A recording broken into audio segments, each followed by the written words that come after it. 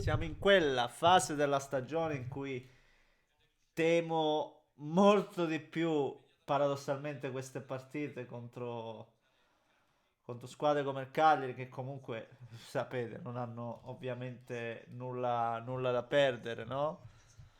E invece tu devi portarlo a casa, devi assolutamente farlo, stanchezza o non stanchezza, gestione scientifico o meno, non importa nulla, non importa come, devi vincere. E oggi una buona prova con i soliti anche alti e bassi, dovute ovviamente a una squadra che non è che può essere brillantissima nei 90 minuti, ma aiuta il fatto di avere alcuni giocatori adesso, anche in quelli che noi consideriamo riserve o comunque secondari, che poi quel livello non te lo abbassano molto. E penso all'attaccante, penso ad Arnautovic, Neschio, ad Arnautovic, Arna letale.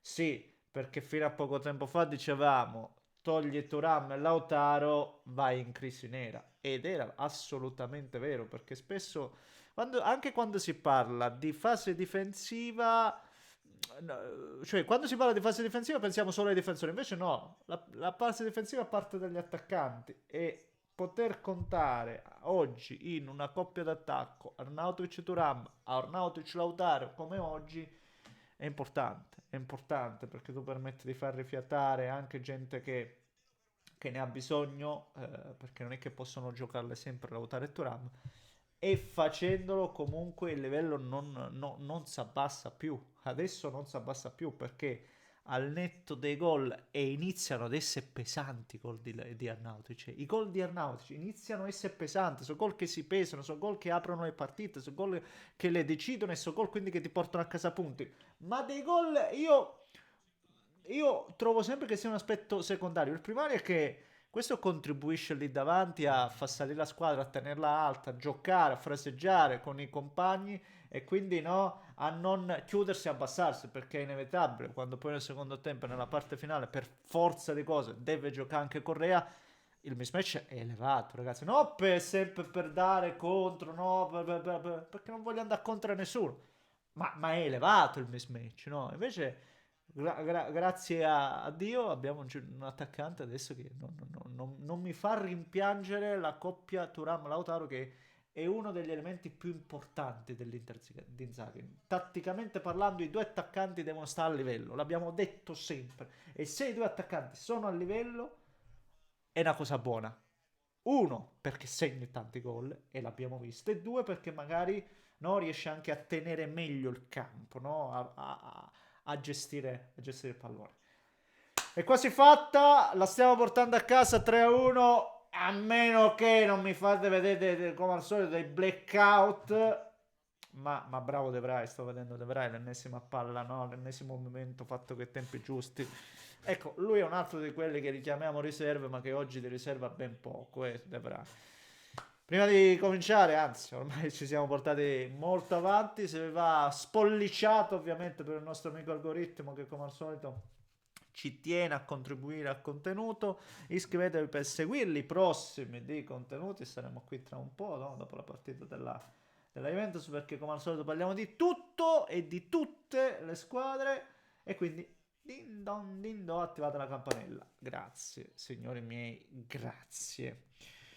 Allora, signori miei, bella anche la maglia, no? Solitamente parliamo di calcio e tutto il resto è secondario, ma bella anche la striscettina che poi ovviamente ci permette di ricordare un mostro sacro come Valentino Rossi, il tifoso dell'Inter, bla bla bla, ma che professionista anche lui, ragazzi miei, che icona. Sì, continuo questo cambio, questa gestione scientifica dei cambi che non mi vede assolutamente contrario, assolutamente no. E chi sono io per ostacolarla in qualche modo, criticarla minimamente?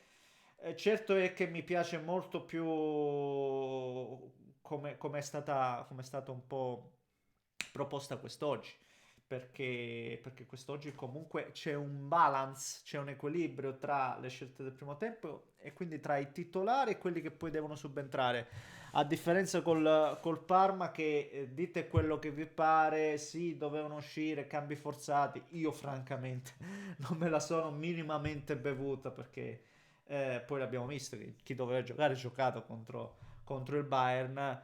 Quindi devi assolutamente mantenere un equilibrio, no? Tra le scelte iniziali e quelle in corso, perché non puoi depotenziare la squadra in modo eccessivo, perché parliamoci chiaro, lo dicevo prima, ci sono giocatori che poi fanno per forza di cose la differenza. Se tu fai Acerbi De Vrij, non perdi tanto. L'ho detto prima, lo confermo adesso. Se tu metti Arnautovic e lo alterni a uno tra Thuram e Lautaro, non perdi tanto.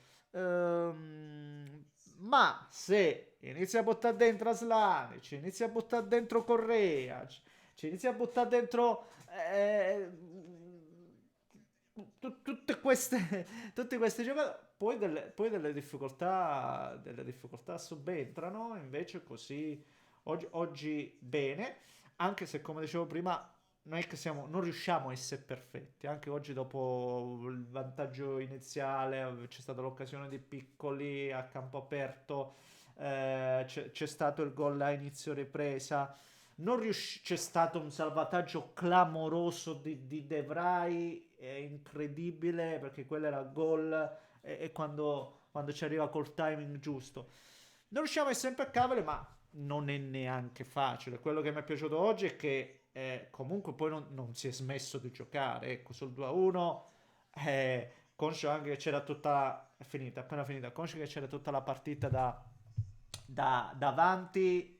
Oh, come cavolo si chiude sta roba qua che mi fa un casino. Se continuate a giocare e se continua a giocare l'Inter segna. L'Inter ha la facilità di segnare, nettamente il miglior attacco del campionato. Poi anche la fortuna e la bravura che si è costruita proprio con i centimetri, no? Costruendo una squadra anche muscolare, sui calci piazzati, ai giocatori che segnano di testa. L'Inter, se non sbaglio, è anche la squadra che ha più gol di testa all'attivo.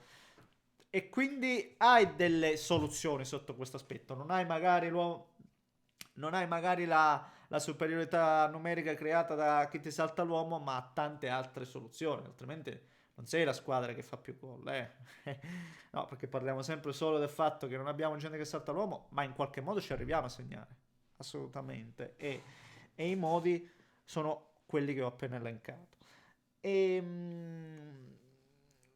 Abbiamo capito che bisogna giocare, non possiamo farlo solo un tempo, malgrado la stanchezza. Però davvero questa è una squadra che non voglio sbottonarmi, ma dai suoi errori qualcosa l'ha preso, ecco. Ma servito un po' lo schiaffo contro il Parma oggi per mettere qualcosina in più, non troppo ma qualcosina in più. Era servito quello schiaffo col Monza, perché nonostante la vittoria un altro po' ti andavi a impiccare il campionato col Monza, e abbiamo visto che prendono schiaffi da tutti. Quindi ogni tanto quegli schiaffi che ti danno una mano. Comunque arriviamo nella fase finale di stagione con una squadra che secondo me, sì, si parla di un'Inter stanca, ma neanche tanto, vi dico la verità. Per quello che ho visto oggi riusciamo a fare 50-60 minuti anche di buonissimo calcio, e farlo anche contro squadre che magari dove magari mentalmente sei più staccato. Quindi io sotto questo aspetto sono molto molto contento. E l'aspetto più positivo oggi, ripeto, per me è Arna letale, perché contare in questo finale di stagione su un attaccante così affidabile, perché è diventato affidabile, per me questo è l'aspetto più importante che mi porta a casa oggi, insieme a tanti altri ovviamente. Signori, fatemi sapere cosa ne pensate voi, come al solito, e come dico sempre, un grande abbraccio, vi aspetto dopo.